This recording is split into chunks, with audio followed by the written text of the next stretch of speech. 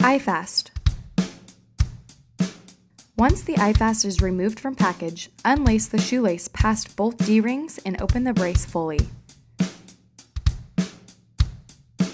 Once the laces are loose, pull the compression sleeve onto the foot.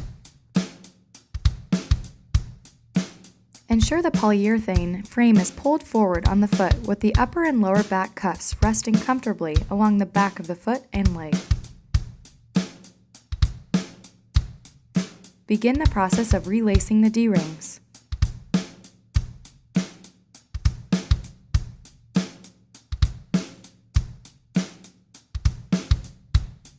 Be sure to properly lace the top double D-rings to prevent the lace from backtracking once the tension system is secure.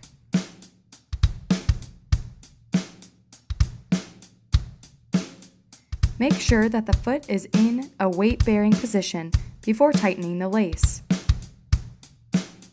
Once the D-rings are secured, move throughout the brace to remove all slack in the shoelace to create a snug fit. For best comfort, keep the consistent tightness throughout the brace.